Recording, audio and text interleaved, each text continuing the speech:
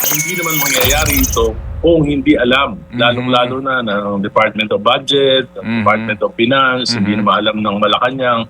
Hindi po pwedeng mangyari na ma-release, mabago, yung 1.45 trillion na dapat sana inapunta sa mga maayos na proyekto, sa mga foreign assisted projects, mapupunta sa flood control, sa Cat's Eye, mapupunta sa mga iba-ibang proyekto, malaki ang kickback. Kaya matatakot, tingin ko po matatakot naman ang gobyerno na magpakulong ng mga legislators. Naku po, heto nga mga kabdit, wala ho tayong mahabang pag-uusapan. Manong Ted, nagulantang dito sa mga nilantad nitong si Kong Egay Irise na dahil nga dito mga kabdita, 1.5 billion mga kabdita, ibinabudget ho dyan sa Cat's Eye kung saan pa ho. Imposible nga raw ho mga kabdit na wala raw hong alam ang Malacanang sa paglilibat ng mga budget kung saan at dito nga sa mga flood control. Rekta na ho tayo dito kay Kong Egay Irise at dito nga rin ho kay Manong Ted. Talaga naman ho, mismong siya nagdududa na dyan sa administrasyon. Kaya mga ka-update ito nga ho kahit na may pagkadilawan itong si Kong Egay Irise, isa rin ho sa atin mga kinabibiliban nito. Bakit ito mga ka-update? Kasi dito sa administrasyon ni Marcos Jr. wala ho siyang pinagtatakpan. Lahat ho ng mga kurap magnanakaw at dinediretsa niya ho, binabangga niya. Kaya mga ka-update, kakaunti lang ho yung mga taong katulad ho nito. Kakaunti lang ho yung mga taong lumalaban ng patas para sa mga ating kababayan. Kaya mga update, wala ho tayong paligoy-ligoy pa kung bago lang ho kayo sa ating channel. Isang like, isang share, isang subscribe lamang ho, malaking tulong na ho yan. Sampal ho itong matinding mensahe ni Kong Egay Irise sa Malacanang, lalo na dyan sa administrasyon ni Marcos Jr. na puno ng mga magnanakaw. Kaya mga update, wala na ho tayong paligoy-ligoy pa. Ngayon lang po natin itong isyong ito. Yung pong sinasabi na nag-uusap-usap na ho ba ang Partido Liberal sa kampo ng Marcos Administration, Marcos Party para po sa paghahanda sa 2028 elections. Good morning po, Congressman Egay. Hi, good morning Ted. Good morning DJ Chacha. Opo, salamat po sa inyo pong panahon. Ano po ang balita sa Liberal Party, Congressman Egay? Dito po sa usapin nga ng may mga nakakaramdam na mukha pong may usap-usapan na ang inyong partido at ang administrasyon. Wala pa po kaming pag-uusap na formal sa Partido Liberal. At lalong wala po kaming pag-uusap tungkol po sa pakikipag-coalition sa administration. At palagay ko po, yan po ay napakalayo na sa palagay ko po ay pati yung mga namatay naming mga leader baka bumangon sa kanilang mga kinalalagyan kung kami ay makikipag-coalition sa administration. So, Sir, di ho ba nagkaroon ng get-together sila VP Sara at ilang pang mga leader po ng inyong partido? Nandun ho ba kayo nung ano na yon, yung get-together na yon? Si VP Lenny po? Opo. With VP Wala Lenny. po ako, hindi po ako kasama doon sa... Yun po ay hindi po yung Liberal Party, yun po ay gathering ng mga nagkasama-sama nung 2022 presidential elections. Okay. Pero yun nga po. So, ilan ho ba ang official na miyembro ng Liberal Party ngayon? Sa lahat na po, hindi lang po sa Kamara. Ako konti lang po. Dati po, Volkswagen Party kami, baka ganun din po. Pero meron pa din mga leaders sa mga local governments, mga leaders kami sa iba't ibang sektor. Hindi ko na po mabilang, pero hindi po marami katulad mo. Opo. Sa ngayon po, ano po ang posisyon ni VP Lenny sa Liberal Party?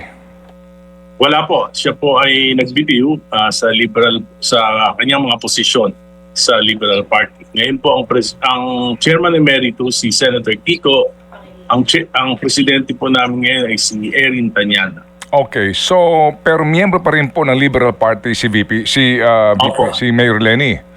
Opo, sa pagkakaalam ko po, miyembro pa rin. Okay, sige po. Pero sa ngayon po, sir, no, bagamat kaninyo ilan lang po ang inyong mga miyembro, ngayon ho ba pinag-uusapan na po ninyo ito? Kasi nga... Wala. Opo, go ahead, sir. Wala pa pong formal na pag-uusap. Kami po ay nagdidesisyon on an issue-to-issue basis pa lamang sa mga panahon na ito. Okay, pero sa ngayon ho ba, kayo po sa Liberal Party, meron na ho bang ilang mga partido din na ngayon ay meron ng preliminary talks para ho sa posibleng koalisyon?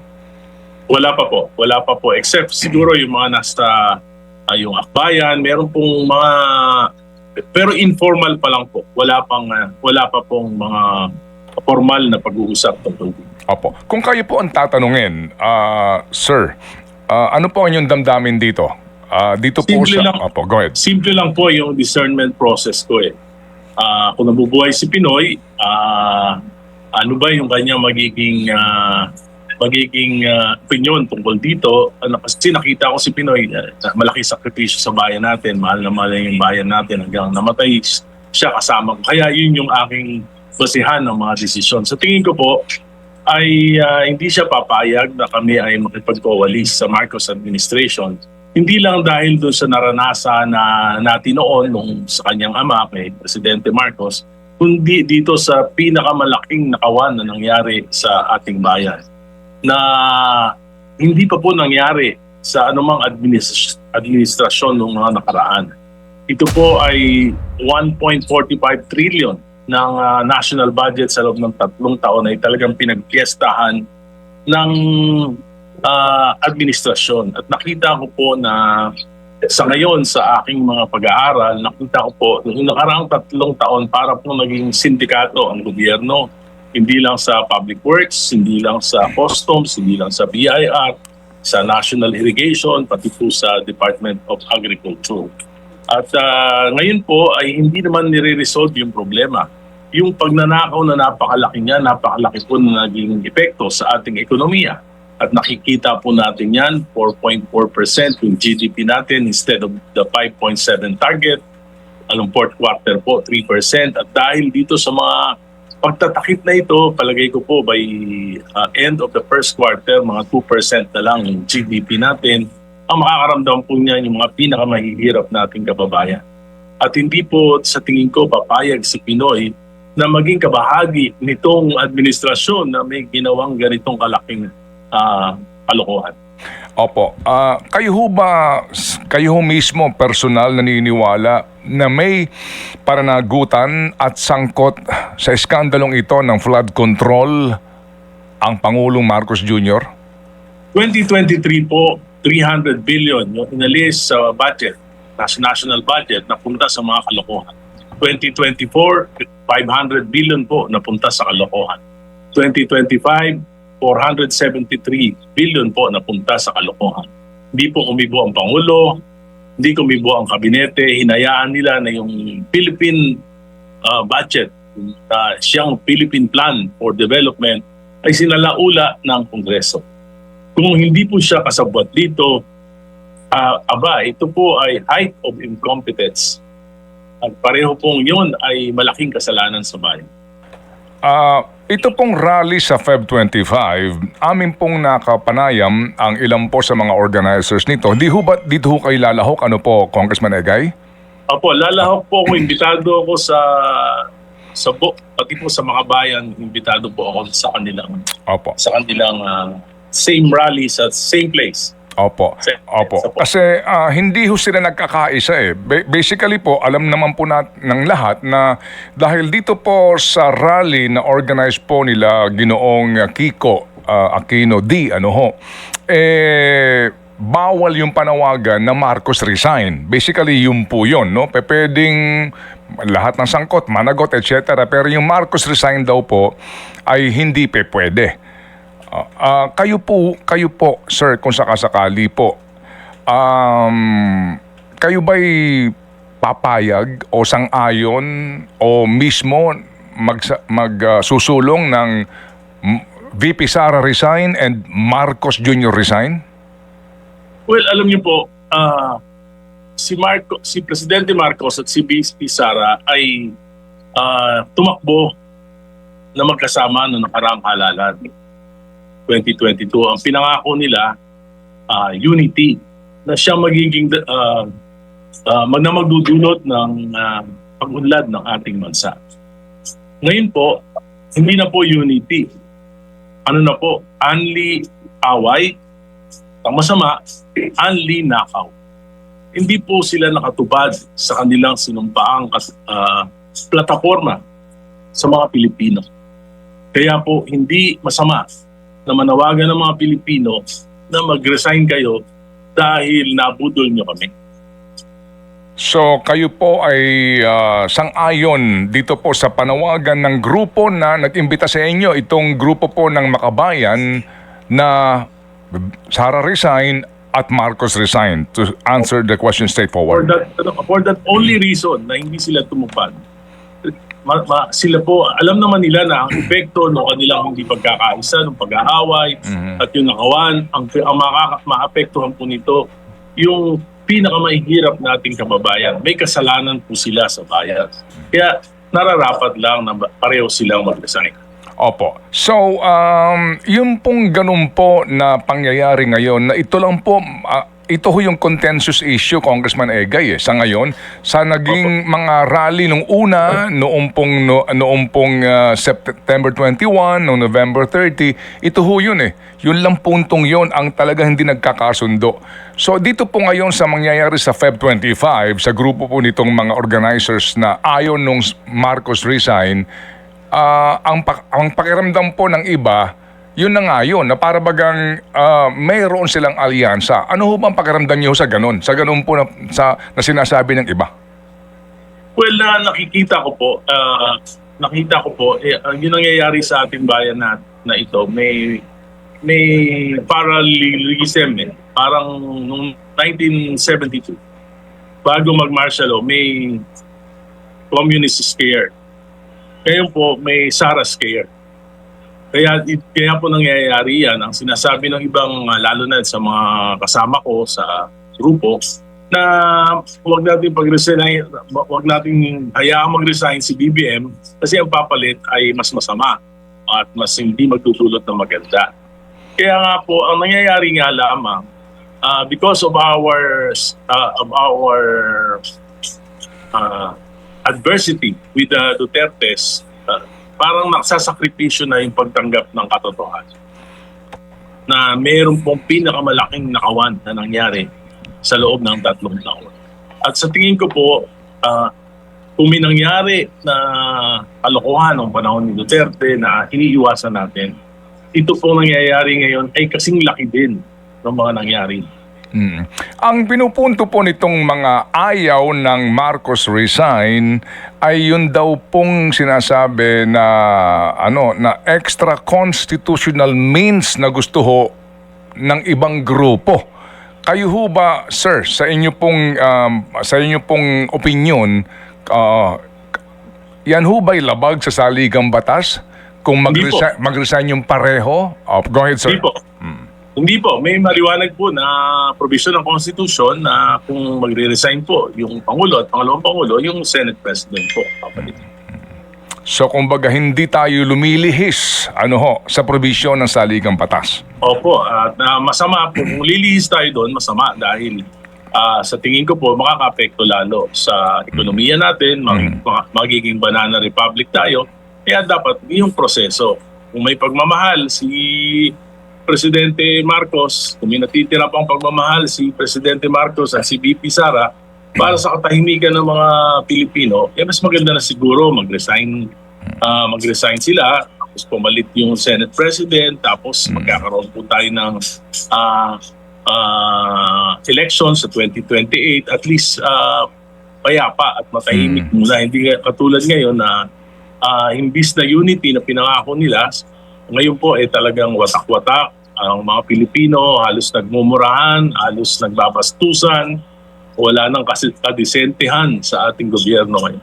Opo, talaga watak-watak na. Pati po ang oposisyon, ang Congressman Egay, kasi si Senator Bam, liberal ho, kumalas ng liberal, nagtayo ng isang partido.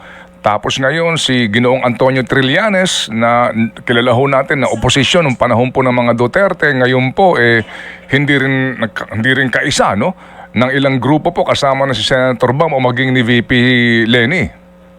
Opo, kasi po nakita ko yan nung namuno po sa atin si Pangulong Rodrigo Duterte na demonize yung Liberal Party. At maraming mga politiko yung natakot na maging kabahagi ng Partido Liberal at dahil siguro ang katwiran nila ay bababa yung tsansa ng panalo dahil sa demonization na nangyari sa partido. Kaya po ngayon, ang epekto po niyan ay nagkawatak-watak po yung partido nila. Okay, opo. Dito po sa House ngayon, in the light of the announcement of VP Sara na siya nga'y tatakbo, kumusta po so far ang ito muna, yun hubang 4 na impeachment complaint, nagbalita na ho ba sa inyo na i-refer na sa plenary today sa Committee on Justice? Yun po ang balita pa rin, pero hindi pa po namin nakikita sa order of business. Siguro mamaya makikita po namin sa order of business kung ito ay. Pero may meeting po kami ng Committee on Rules mamaya 2:00 at diyan po namin malalaman kung ano po ang magiging proseso nito. Ano ho ba ang ugong-ugong sa Kamara? Kakayanin ho ba yung second mode o yung fast mode ng pagpapasa po ng articles of impeachment against the Vice President? Sa palagay ko po, gagawin nito yung mas mabagal na pagdinig. Una po yung determination and form and substance. Pag na-determine po na mayroong form and substance, magkakaroon po ng committee hearing kung saan iisa-isahin po siguro at magpipresenta ng mga ebidensya laban kay VP Sara. Yun po yung naririnig po na proseso at parang magiging ano po to, magkakaroon ng mini trial dating po dito.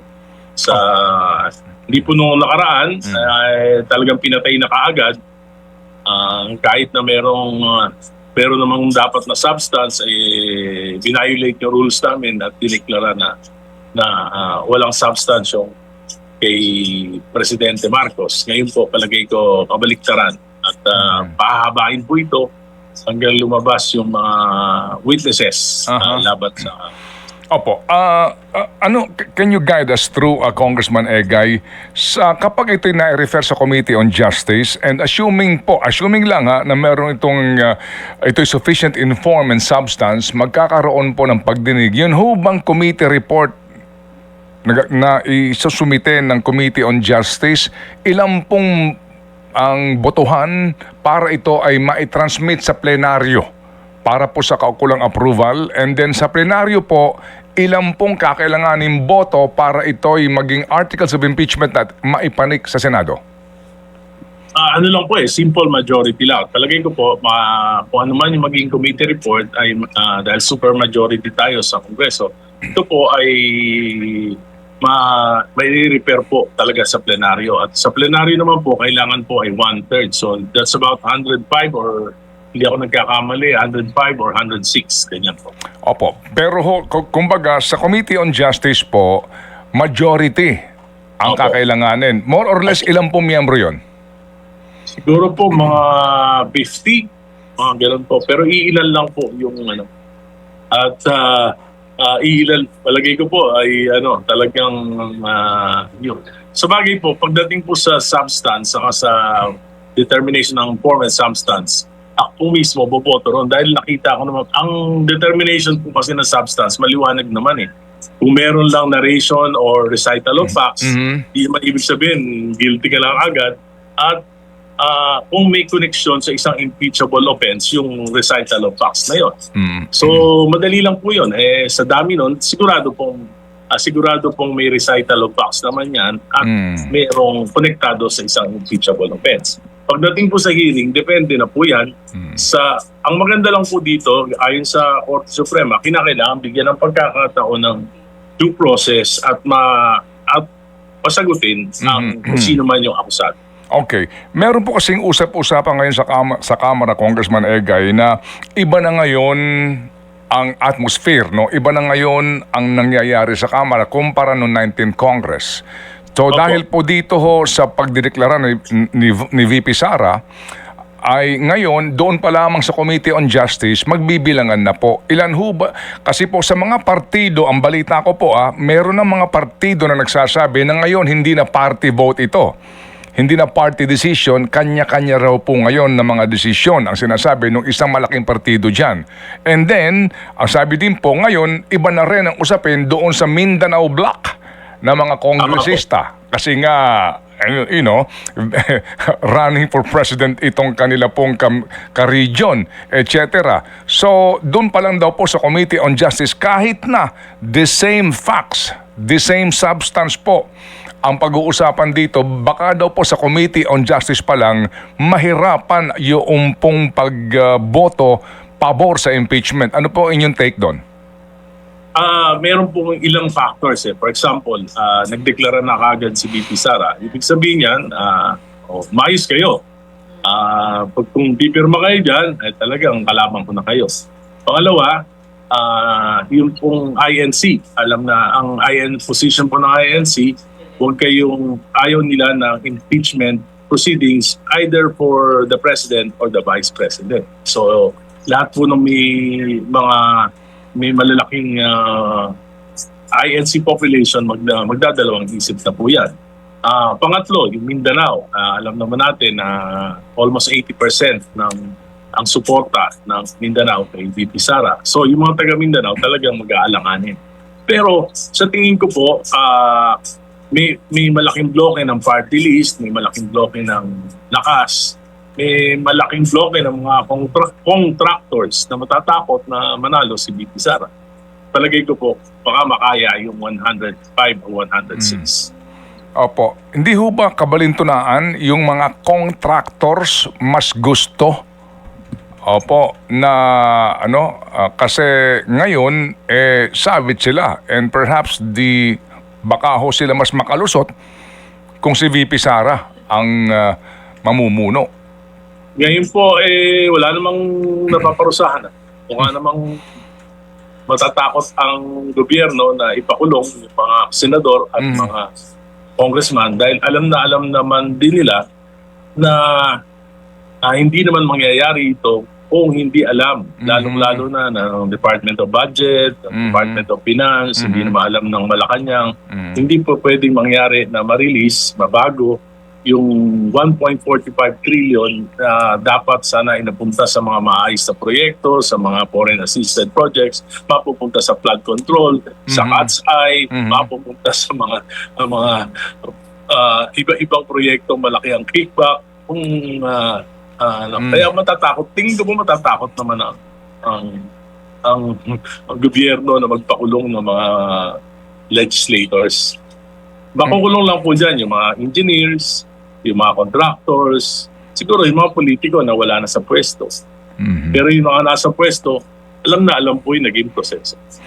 So, Congressman Egay, kung sakali po na pabor kay VP Sara yung committee decision, meaning hindi ho itutuloy yung impeachment, pwede ito ma-reverse sa plenaryo.